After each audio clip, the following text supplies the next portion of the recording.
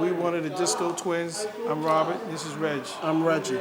Well, it goes back into the 70s. Was with Pete DJ Jones, New Sounds, Maboya, Apps. Those guys were there before us, which inspired us to get into what we're doing right now, to this day. You're talking 35 years. Yeah, 35 years. There was no other kind of sort of like an MC back then when we got started. It was just starting to take off when we got into business because we were DJs. And that's how it progressed from that point on to where it is now.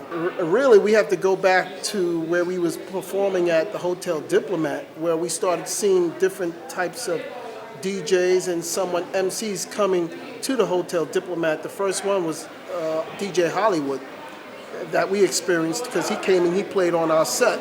It was on 43rd Street and 6th Avenue, I think 43rd Street, 7th Avenue. It was the Hotel Diplomat. They tore it down. Also, it was Eddie Chiba. Eddie Chiba. And Harold Murnau.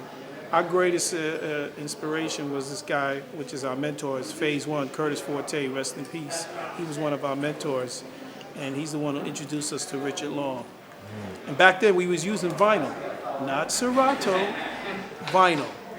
Well, it's very refreshing. It always keeps us on our feet and trying to come up with new ideas as a producer.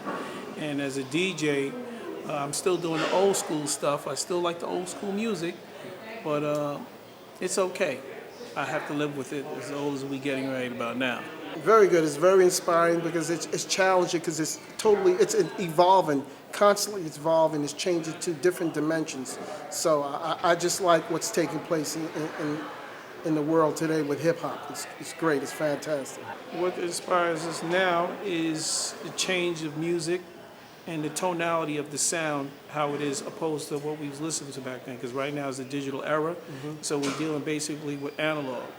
And it's constantly changing. I like what the hip-hop, the new school's doing, because I also mix that up with some of the stuff I'm doing now. Mix some of the new with the old school flavor. So we just try to keep relevant, and I always keep young ones around so as to keep us relevant with what's going on today.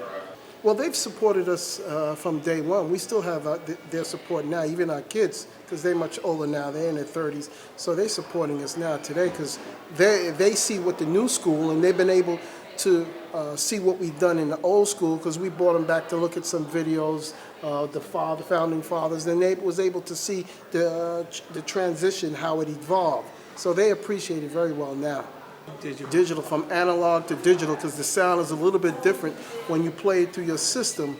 The analog has a lot of clarity, but the digital has sort of like a falsetto in it. So you don't hear the quality, the actual quality of the music from back in the days, back in the 70s. So because everything is digitized, it's changing. Different sound. Well, the type of legacy we would like to leave is that you can grow with whenever you start. Because of the technology that's out now, it makes things a lot easier for the next person to come along to pick up from where we left off and to move further than we've already have. So I like what the industry is doing because the way it's evolving, it gives the other person a chance. It makes it a lot easier. It's just like back in the days when we used to drive horses. It's no more horses, you have cars. And the same thing with the music. It's evolving and it's making it better for the next generation.